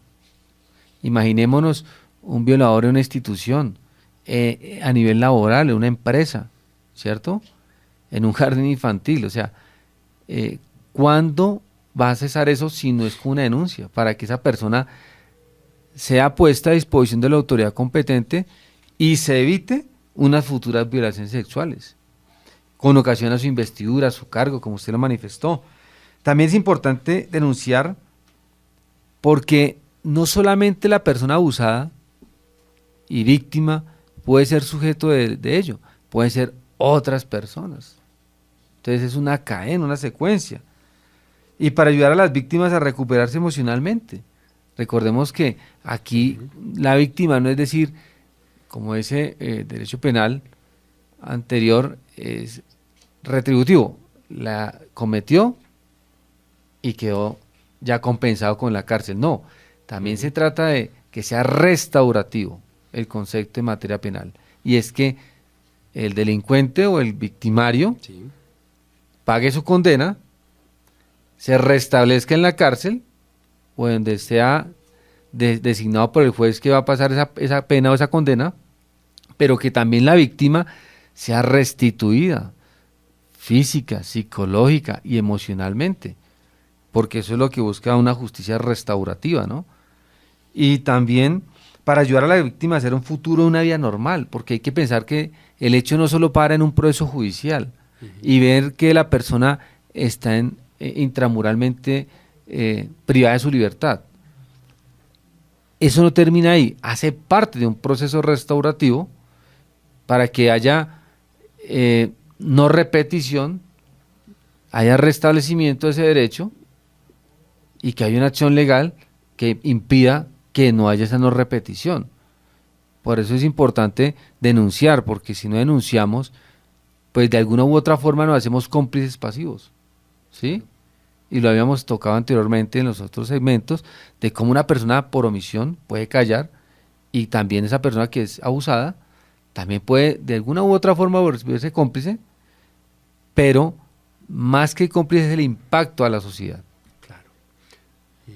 Bueno, en este momento quisiera cerrar con el pastor Esteban Fretes para preguntarle algo que ya tiene que ver con la institución que de repente ya es un líder espiritual, llámese un párroco o incluso un pastor, de alguien que está abusando de su autoridad, abusando de su poder, abusando de su posición. Y esto podría perfectamente verse desde el punto de vista de utilizar la autoridad que tiene delegada por Dios, como dice Romanos 13:1, y que genera de pronto que la persona es intocable, que no hay nadie que me pueda a mí decir qué debo hacer o qué no debo hacer, pero también está escrito que sobre un alto hay uno más alto y sobre ese hay otro más alto. Entonces, Pastor Fretes, para finalizar este segmento, ¿cómo podemos, ya desde el punto de vista espiritual, ver que la situación está tocando la iglesia también, pero que nosotros tenemos un Señor que nos puede restaurar, un Dios que nos puede guardar, nos puede cuidar, que esta es una situación que se puede presentar en cualquier lugar, en cualquier circunstancia, pero tenemos la posibilidad de ser restaurados y que nuestro corazón sea sano para no vivir con esas heridas que lamentablemente en ocasiones acompañan a muchos hombres que fueron abusados, violentados cuando eran niños y hoy tristemente todavía viven las secuelas de lo que pasó anteriormente que tristemente o lamentablemente no han sido sanadas, Pastor Fretes? Bueno, desde mi parte pertenezco a una institución que tiene más de 3.000 congregaciones en toda Argentina. Tengo la responsabilidad directa arriba de 46 iglesias acompañando a pastores. Aparte de esto, pertenezco a una fraternidad de consejos pastorales de Argentina. Eso nuclea a unos 160 presidentes de consejos pastorales de ciudades. Y es interesante porque uno ahí puede encontrar un montón de cosas. Pero siempre, y esto sin querer ofender a nadie, siempre yo le aconsejo a la gente, y sé que hay mucha gente que nos está escuchando, y cuando se acerca a Dios, lo mejor que puede buscar es una iglesia donde el pastor tenga pastor, donde el pastor sea una persona que está respaldada por un ministerio, que tiene arriba de él autoridad. ¿Por qué? Porque lamentablemente hoy es muy común ver que alguien se peleó, se fue de la iglesia y abrió, puso un cartelito y dijo, esta es la mejor iglesia, o esta es la puerta al cielo, y pueden ser muy carismáticos, lamentablemente, porque aquellas personas que ejercen el abuso, que ejercen la violencia, el mal proceder, también, bueno, tienen muchas veces esa cualidad. Y entonces uno ve que a veces cree que por juntar una muy buena cantidad de gente, esas personas están libradas a ser perfectos. Y en realidad ninguno somos. Pero cuando uno tiene una autoridad espiritual sobre la vida del pastor, del líder, entonces también tendrá dónde poder acudir. Nosotros, en nuestra institución están los referentes a nivel país más importantes y a nivel mundial. Y sin embargo, ellos también tienen un presbítero, un superintendente, tienen presidentes regionales que siempre van a estar atentos, y no en una forma agresiva, sino en un vínculo de amistad y un vínculo de poder abrir el corazón. Porque ¿qué le pasa a los líderes religiosos? Lo peor que le puede pasar es estar solos, la soledad, el cansancio y el poder son tres cosas que se vinculan para realmente hacer cosas horribles que después se pagan muy malas consecuencias. Por eso, lo primero que quiero dejar como consejo es búsquese una iglesia donde el pastor tenga pastor, donde realmente lo tenga presente, tenga una misión presente. No, algunos hoy dicen, no, sí, mi cobertura está allá, en Asia, en Malasia, el pastor fulano de tal me mandó, no sé si se acuerdan de John Quichó, allá me mandó, ya está descansando con el Señor, pero digo, no, algo que sea, que esa persona esté ministrada. Eso es mi primer consejo para aquellos que nos escuchen y están buscando un lugar donde se predique la verdad del Evangelio. Lo segundo es que los pastores y líderes religiosos también tenemos que saber que como nos enfermamos del cuello hacia abajo, también nos enfermamos del cuello hacia arriba. Y cuando uno duerme pocas horas, cuando uno continuamente está escuchando la problemática de la gente, cuando vienen y te empiezan a contar cosas y cosas desde su intimidad, entonces es una tierra fértil para poder equivocarse. Porque imagínate este modelo, una mujer que está siendo abusada o desmerecida o ejerciendo violencia por el tema económico en la casa, pues esa es otra violencia que se ejerce muy fuerte, ¿no? Esa retención del dinero y ese sometimiento. Que ahora va a la iglesia y escucha a un líder muy carismático, muy amoroso, que le da buenos consejos, que la escucha. Y aunque ese líder tenga una barriga grande como la mía, por no tomar mucho mate, o que ese líder, ¿no? Así todo, esa mujer se encanta, porque si hay una cosa que le sucede a las mujeres, que las cosas le entran por el oído, más que por los ojos como a nosotros los hombres. Entonces es muy importante, por eso digo, es muy importante el acompañamiento pastoral y el acompañamiento del liderazgo, pero también tiene que tener en cuenta, y hay abogados ahí, tienen que tener en cuenta la gravedad del caso si un líder religioso abusa de uno de sus fieles. ¿Por qué? Porque hay algo que ellos lo deben poder explicar mejor que yo, que es ese tilde de autoridad religiosa, esa confianza que se mueve en favor de venir y contarle sus problemas, y eso, se me fue ahora la palabra, pero eso tiene una alevosía, tiene como algo que la ley todavía es más dura en contra de aquellos líderes. Por eso, también no nos tenemos que olvidar que la palabra del Señor dice que cuando alguien venga denunciando a un líder, no, tiene que ser con evidencias tangibles, bien comprobables. ¿Por qué? Porque también no desconocemos que el diablo se levanta en contra de la iglesia y que muchas veces se dicen un montón de cosas que no se dicen. Entonces es a través de la palabra, siempre tenemos la forma de poder solucionar y poder avanzar en un saneamiento para la iglesia. Dios no descarta a nadie, pero vuelvo a repetir, Dios necesita que haya fruto digno de arrepentimiento. Y para eso se necesita acompañar y se necesita trabajar. Nosotros inclusive tenemos lugares donde recibimos a matrimonios pastorales aquí en Argentina y tomamos un tiempo y los llevamos a un lugar que está en un tiempo de retiro y se hace todo un trabajo porque alguien me dijo algo y con esto termino. Alguien me dijo que Estados Unidos tiene la capacidad de fabricar los aviones más poderosos que puedan existir y no tiene problema en la cantidad de fabricación. El único problema que tiene son los pilotos. Un piloto para que pueda dirigir ese tipo de aviones se tarda entre 15 y 20 años. Cuando uno entiende que uno puede levantar un templo, poner un audio, hacer canciones, pasar lindos videos y juntar gente, eso lo hace cualquiera. Pero un pastor no es alguien que sale fruto de un zapallo. Un pastor es alguien que tiene un llamado, que tuvo un trabajo, que tuvo tantos años de Dios forjando en su vida y en su corazón, para que finalmente se haga cargo de la responsabilidad de familias y de familias que vienen y te abren el corazón y uno se encuentra con cosas que son terribles, pero si Dios te llamó, Dios te va a dar la gracia de poder llevar eso adelante. Claro que sí. Pastor Esteban, muchas gracias por estar con nosotros, acompañándonos en este tema tan fuerte, pero que a la vez tiene un sustento tan importante y es siempre estar reconociendo la autoridad que tenemos en Dios, pero poder acudir a las instancias legales, como usted mismo lo decía, cuando el tema se convierta en algo un tanto más grave. Un abrazo, pastor, gracias por estar con nosotros. Bueno, el Señor los bendiga y como siempre un abrazo a toda Colombia, un país que amo. Dios ha puesto en mi corazón ya por muchos años. He tenido la bendición de caminar su tierra y siempre llevo los mejores recuerdos. Dios los bendiga y un saludo grande a los pastores principales. Bueno, un abrazo. Bueno, pues finalmente, doctor Correa, hablando para terminar con el pastor Fretes, nos decía algo bien interesante y es algo que genera el hecho de tener siempre a quien rendirle cuentas. En este caso, pues uno puede decir, no, yo tengo un jefe y yo a él le rindo cuentas. Yo tengo un papá y le debo rendir cuentas.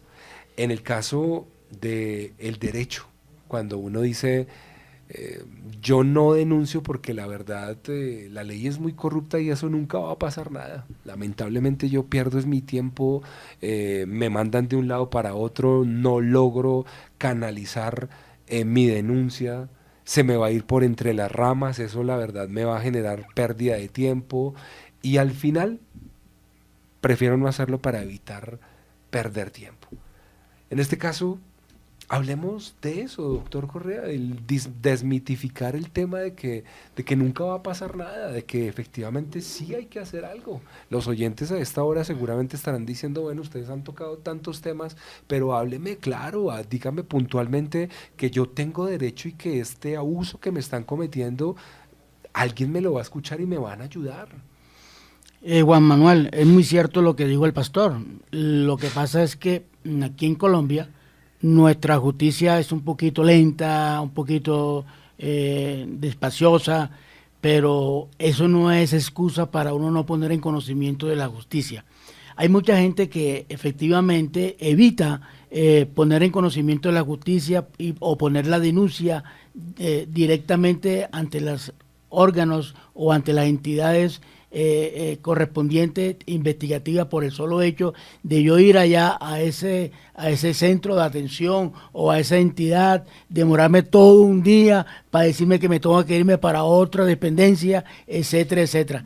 Entonces yo considero que nuestra justicia pues obviamente debe ser más célere y debe ser más ágil en atención a estos casos. Con esto no quiere decir que no lo sea, sí lo es, pero es lenta.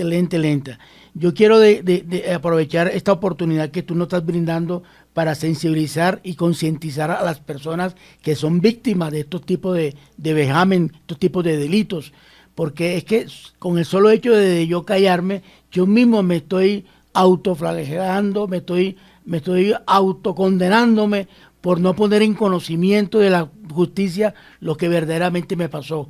Y con el solo hecho de yo callar, yo estoy permitiendo que esa persona como lo decía el doctor Elkin, siga continuando con estos actos, con estos comportamientos que atentan con el pudor y la moral de toda persona. Yo quiero decirte algo, Juan Manuel, es lo siguiente: si bien es cierto estos delitos, ya que eso es un fenómeno criminal, un delito que atenta, que vulnera, que interfiere y que afecta a la persona como tal, estos delitos normalmente en muchas ocasiones el propio agresor viene del mismo núcleo familiar, son entornos cercanos, familiar, laboral, congresionales, etcétera, etcétera. Es decir, que está la persona allí, el victimario está cerca de esa persona. Entonces, si nosotros nos quedamos callados, automáticamente estamos haciendo un mal peor. El mal que me hicieron a mí se lo van a hacer a otras personas y se convierte como ese cáncer de nunca terminar. Es por ello que la ley 1146 del 2007, pues obviamente en principio tiene digámosle, unos conceptos de lo que es la violación o lo que son esos comportamientos contrarios al buen, digámosle, disciplinar de toda persona. Entonces es allí que ellos inclusive clasifican los diferentes comportamientos, como es el abuso sexual, como es la violencia de los actos sexuales, como es la explotación sexual, la trata con fines de explotación sexual, inclusive la violencia sexual en los conflictos armados. Ahora, también no es un secreto, Colombia es un país violento que desde el mismo seno de nuestra familia se ve eso, se nota la violencia, inclusive se ve ciertos comportamientos de ciertos padres hacia inclinación de sus ciertos hijos, inclusive no dejemos de un lado los padrastros, las madrastas abusan de sus propios hijastros, hijastras, etcétera, etcétera. Entonces, lo que yo quiero decirle a la gente es que hay muchas entidades donde pueden acudir a denunciar, como por ejemplo la Fiscalía, que tiene varios centros de atenciones, ya como el CAIBAS, como el CAPIT, como la URI, como la SAU, ya esas son entidades que son encargadas de recepcionar todo este tipo de denuncias. Está la Policía de Infancia y Adolescencia y por último tenemos la Comisaría de Familia. Entonces esos entes allá pueden las personas claramente ir allá y ponerle en conocimiento a las autoridades. No tengan ni el más mínimo temor de denunciar ni que le va a suceder nada. Obviamente el victimario busca la forma de cómo amedrantar a esas personas, a cómo coercionarla para que no denuncie, ya amenazándola. Te voy a hacer esto y si tú me denuncias le digo a tu padre esto, o cojo a tu padre y le hago esto, o hago a tu madre y le hago esto, etcétera. Esos son fenómenos violentos de amenazar a las personas. Entonces mucha gente cae en esa red. Hoy en día hay que denunciar y poner en tono a las autoridades competentes para que lleven a cabo una buena investigación y den una pena ejemplarizante para que esa persona no siga cometiendo ese tipo de violencia. Claro. Doctor Moreno, ya finalizando este segmento, entiendo lo que a través de la palabra, en el libro de Job capítulo 33, en el versículo 26, dice: entonces ora a Dios y en su bondad Dios lo deja ver su rostro, le devuelve la alegría y lo restaura a su estado anterior. En esta porción de la palabra nos damos cuenta de cómo muchas personas que están siendo víctimas de abuso o que vivieron el abuso hace muchos años, lamentablemente están atravesando periodos de depresión, situaciones bastante delicadas, problemas de salud, ataduras, opresión, en fin, una cantidad de cosas. Y retomo algo que una persona me comentó el día de ayer, que estaba preparando el tema y me dijo: en mi casa se vive algo similar, sucedió hace muchísimos años, pero las secuelas todavía las estamos viviendo. Una situación que se presentó en el seno de su hogar, y cuando ella me decía el tema, entendí que esas consecuencias en el tiempo finalmente se pueden agravar por callar, se pueden agravar por permitirlo, pero que cortarlo de tajo es incluso acercarme a Dios, pedirle al Señor que me ayude, pero no está de más el acudir a una instancia legal que también le solucione un tema que puede ser solucionado por medio del derecho. Sí, de acuerdo. Dentro del plano penal y de la justicia restaurativa está la reparación. Y eso es lo que Juan Manuel usted está expresando, y también lo dice la Biblia como usted lo cita. Y si nosotros miramos el concepto de la justicia restaurativa, que es verdad, justicia y reparación, ¿cuál es la verdad? En materia penal, ¿no? No hablo en materia de la fe, Claro, porque vemos que la verdad es Jesús, ¿no? claro. Pero en materia de verdad es que se conozca, que salga a la luz el delito. Mire que esa es una de las maneras de restablecer los derechos y de que se quite esas cargas, esas ataduras, esos pesos como los que usted menciona, cuando se conoce la verdad de que una persona hizo una violación, un acceso carnal violento, por decirlo así, o una explotación sexual, porque hay madres que lamentablemente se han visto casos que venden a sus hijos y los prostituyen Claro. por un fin económico o con un fin parental, qué sé yo. Y en ese caso, al salir a la luz esa verdad, pues va a haber justicia porque se va a tomar, mediante la denuncia, como lo expresó el doctor Álvaro, una acción legal que va a hacer justicia respecto a esa conducta reprochable, punible, por parte del victimario. Entonces la víctima ya comienza a descargar y a quitarse ese peso, porque como muy bien dijo el doctor Álvaro, el que calla tiene una llenura de amargura. Pero cuando sale la verdad a flote, cuando se hace justicia con ocasión de esa denuncia, viene la reparación. Y ahí también encontramos que el legislador, aquí en Colombia, estableció la resolución 459 del 6 de marzo de 2012, en la cual establece un protocolo y un modelo de atención integral en salud para víctimas de violencia sexual. Y ahí es donde le da la orden clara a las entidades hospitalarias de recibir a las víctimas por violencia sexual de manera gratuita. Pero mire lo importante de denunciar. Aunque la misma norma no establece que sea obligatoria la denuncia, cuando se denuncia tiene un acceso a esos servicios gratuitos para que hagan ese acompañamiento, ¿cierto? Y cuando ese acompañamiento, pues va a haber esa reparación, ese restablecimiento de conciencia, ese restablecimiento y dice, oiga, ya descansé, y voy a citar un ejemplo, descansé de que mi padrastro me abusara, ya está en la cárcel y mi madre se fue por cómplice. Suena duro lo que estoy diciendo, Claro. pero es una forma de verdad, justicia y reparación, porque va a tener también el amparo legal de que a través de una entidad de salud haya esa restitución física, psicológica. Y ahí es donde también hay, detrás de ese entorno, están, digamos, la iglesia, que también hace parte de ese entorno, Claro, de ese engranaje para que la persona sea restaurada. claro. Porque lo que se busca no es retribuir, sino es restaurar. El delito penal hoy busca es el restablecimiento del derecho de la víctima, ¿sí? Que es la justicia restaurativa. Así es. La Biblia dice en Jeremías 15:19, y es con el versículo que estamos cerrando. Por eso, así ha dicho el Señor, si te vuelves a mí, yo te restauraré, y tú estarás delante de mí. Si entresacas lo precioso de lo vil, serás como mi boca. Haz que ellos se conviertan a ti o se vuelvan a ti, pero tú no te vuelvas a ellos.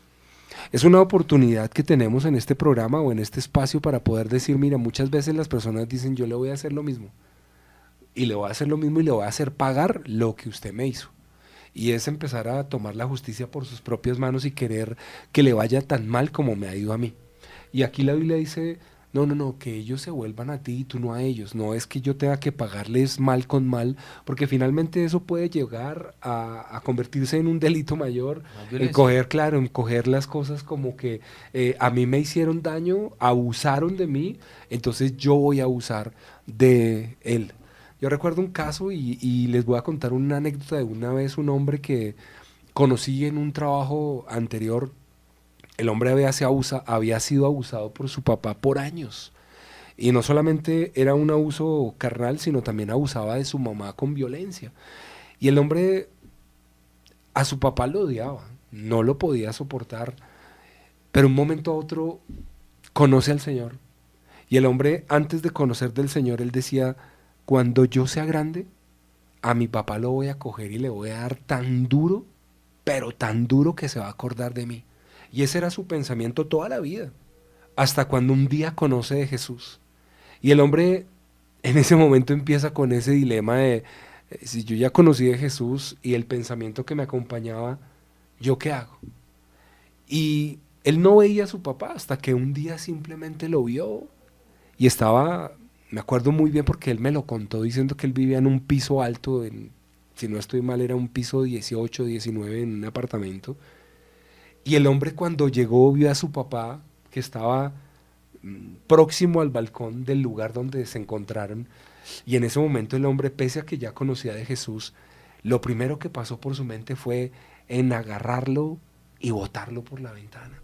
Eso fue tal vez el primer pensamiento de una persona que lleva un odio por mucho tiempo, conoce de Jesús y cuando llega el momento de enfrentarse a la situación, finalmente ahí es en donde el Espíritu Santo toma el control y el hombre se le abalanzó y mientras iba abalanzándosele, el Señor le habla y le dice, esta es la oportunidad para que tú restaures tanto dolor. Cuando me cuenta a mí eso, la verdad yo me ponía a pensar que, pues que se le abalanzó y lo empujó. Pero en ese momento el hombre me contó, yo me le abalancé a mi papá, el Espíritu Santo me habló audiblemente y yo lo que hice fue caer rendido a sus pies. Yo escucho esto y de verdad me quebranta mucho porque cuando yo veía la cara de ese hombre, yo decía, un hombre grande, tal vez 1,80, de pronto un poquito más, cuajado, seguramente lo que quería era tumbarlo por la ventana y deshacerse del problema.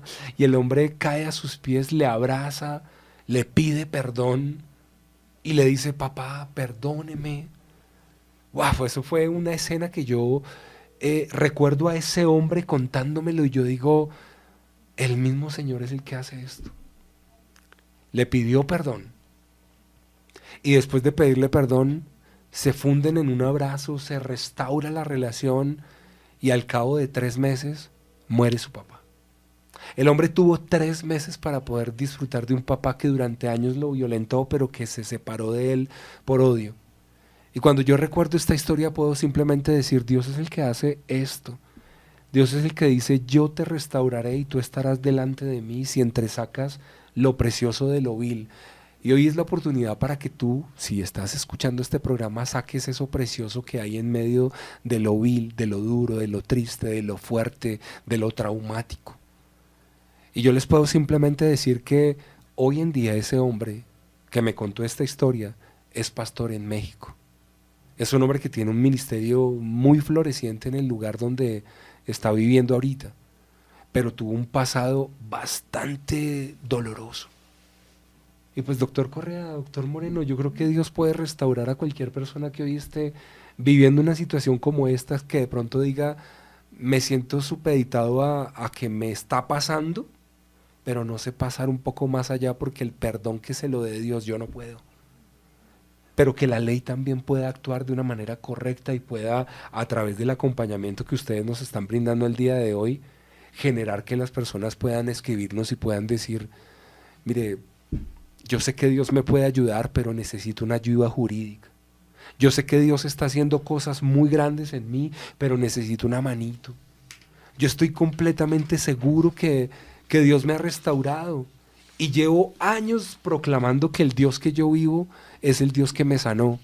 Pero yo no quiero ver a ese Señor. Yo no quiero ver a ese jefe. Yo no quiero ver a esa persona. Ayúdenme. Y sé que doctor Moreno, doctor Correa, el poder brindarle este espacio a un hombre, a una persona que nos esté escuchando con que sea uno es suficiente. ¿Cuál es la ayuda que ustedes pueden ofrecerle a los hombres que a esta hora nos están escuchando y que seguramente se sienten en ese dilema de decir, Jeremías 15:9 dice, yo me volví al Señor, Él me está restaurando, pero necesito la ayuda para que esa instancia que yo no quiero llegar, me digan de verdad cómo hacerlo? Juan Manuel, muchas gracias por ese espacio y ese importante aporte, porque desde el punto de vista legal nosotros lo podemos asistir, orientar, precisamente para que no incurra en eso que usted nos comentaba, en este gran testimonio, que es tomar la violencia en su propia mano, que es tomar justicia por propia mano, ¿sí? Como la ley del talión, ojo por ojo, diente por diente. Nosotros desde nuestra oficina de abogados prestamos una asesoría para poder encaminar de manera legal ese restablecimiento de derecho, porque usted tocó un punto muy importante, ese parte de la justicia restaurativa, es el perdón mutuo.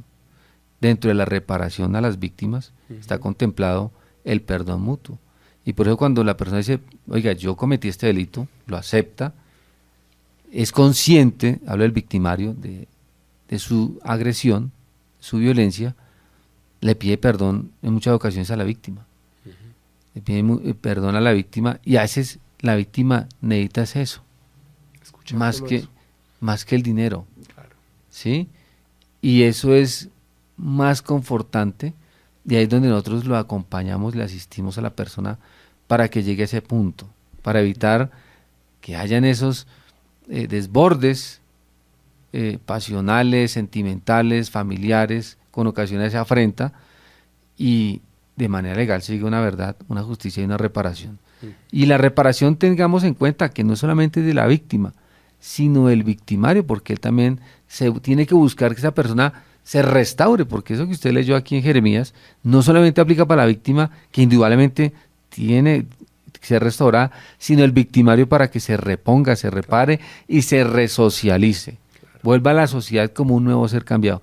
Y qué mejor que de la mano del Señor y obviamente en el camino, aquí terrenalmente hablando, de un acompañamiento en la justicia. Claro que sí.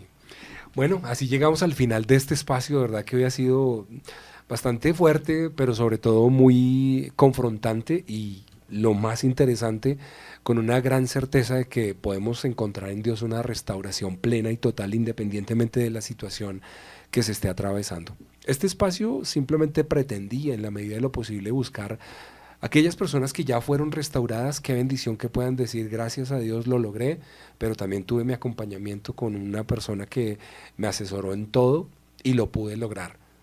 Otros dirán, no, yo lo hice solo, el Señor me restauró y no necesité de una ayuda legal y gracias a Dios las cosas han mejorado. Pero pues doctor Correa, finalmente para eso está también la ley, ¿no? Para darnos cuenta de que efectivamente ese acompañamiento no está de más el buscar esa ayuda, no escatimarla, pero también tomar en cuenta de que lo que se me sale de las manos, un profesional me puede ayudar. Así es, Juan Manuel, fíjate que del testimonio que tú nos acabaste de brindar, que pues obviamente muy muy fuerte en ese sentido, y como ese caso hay muchos casos. Aquí lo importante no es tomar la justicia por sus propias manos, ni mucho menos tomar la justicia material y aplicarla, como muy bien lo dijo el doctor Elkin, la ley del talión, ojo por ojo, diente por diente, no señor. Claro. Eso sí es cierto. Tenemos o tener en cuenta algo, la persona que ha sido abusada, por lo general, busca también aplicar la misma conducta que a él le aplicaron. Vemos el caso, aquí hay muchos casos emblemáticos aquí en Colombia de muchas personas que fueron abusadoras de niños y hoy en día se encuentran condenadas. Y yo leyendo un poquitico la historia de un caso emblemático aquí en Colombia de ese Garavito. De ese señor Garavito, él fue abusado desde niño. Desde muy pequeño fue abusado por su padre y por familiares cercanos a él. ¿Y qué pasó? Que esa conducta que le realizaron a él se le convirtió como una venganza hacia los demás. Uh-huh. Y lo que tú dices ahorita, el perdón es fundamental en las personas. Si yo no desarmo mi corazón, si yo no desarmo mi alma, obviamente estoy condenado todo el tiempo a llevar a cabo esos actos criminales. ¿Por qué? Porque estoy envenenado. Claro. No tengo una paz y una tranquilidad interior. Entonces, penalmente, obviamente, eso es un delito. Si yo cometo lo que a mí me hicieron, pues con otra persona estoy cometiendo un delito. Entonces, la invitación o la reflexión es que todas estas personas, es muy doloroso, claro que sí, es doloroso, pero que antes de buscar esa justicia por sus propias manos, busquen la justicia nuestra material, la ley. Que la ley, la norma, así sea, que mucha gente diga que en Colombia la ley es un poco lenta, pero cuando llega llega. Claro. Cuando se castiga ejemplarmente. Entonces, discernemos nuestros corazones, es la reflexión y busquemos la asesoría profesionales, como muy bien lo dijo el doctor Elkin. Hay que buscar esta orientación. Ahora fíjese que en la parte restaurativa, lo dijo el doctor Elkin, hay entidades del Estado, tanto públicas como privadas, que están obligados a orientar a esas personas psicológicamente, ¿ya? Moralmente, lo van orientando hacia un camino para buscar una verdadera paz espiritual y una verdadera paz o una verdadera, digámosle, razón de ser de ese comportamiento. Alejarlo de ese mal. Así Es lo que buscamos. Claro que sí. Bueno, llegamos al final, doctor Elkin, un abrazo. Muchas gracias por acompañarnos en este Hombre sin Excusas. Juan Manuel, muchas gracias a usted por invitarnos y hacernos partícipe de este Hombre sin Excusas. Qué bueno, doctor Correa, gracias. Igual manera, Juan Manuel, muy agradecido por esta invitación y esta prestigiosa emisora que obviamente es un aliciente para muchas personas. Claro que sí. Y este es un espacio para poder decirle, doctor Elkin, muchas gracias por confiar en nuestro ministerio. El doctor Moreno, a través de Lima Abogados, es parte fundamental dentro de los anunciantes, dentro de nuestros clientes. Por eso entendemos la gran responsabilidad que tenemos de poder ofrecer un servicio correcto, pero lo que me gusta también es que de la misma manera como él funge el derecho, también es un hombre de Dios. Así que creo que esto es una de esas demostraciones a través de las cuales uno puede decir esto y es para ayudar. Y en esa ayuda, pues finalmente nos unimos para poder brindarle ayuda a esos hombres que nos están escuchando. Claro que sí, la misma palabra de Dios nos enseña que de lo que tengo te doy. Y pues Dios nos dio este privilegio de hacer parte del derecho nacional, de poder ejercer una defensa técnica, y el INA Abogados está para eso, para asistirlo, para acompañarlos y para que no haya un hombre sin excusa. Claro que sí. Bueno, acompañado de dos grandes hombres de Dios, qué bendición poder llegar a este final y poder decirles, bueno, este problema o esta situación que usted está viviendo, canalicémosla y llevémosla al Señor. La Biblia dice en el libro de Jeremías, en el capítulo 30, versículo 17, y con esto cierro, aunque te han llamado la despreciada, y aunque dicen esta es Sión de la que nadie se acuerda, yo te devolveré la salud y sanaré tus heridas. Que sea hoy Dios mismo el que restaure y sane tus heridas, porque lo interesante de todo es que tenemos un Dios que actúa hoy, mañana y siempre. Un abrazo. Volvemos dentro de 8 días con este espacio llamado Hombres sin Excusas. Juan Manuel Serrano estuvo con ustedes. Un abrazo. Dios los bendiga.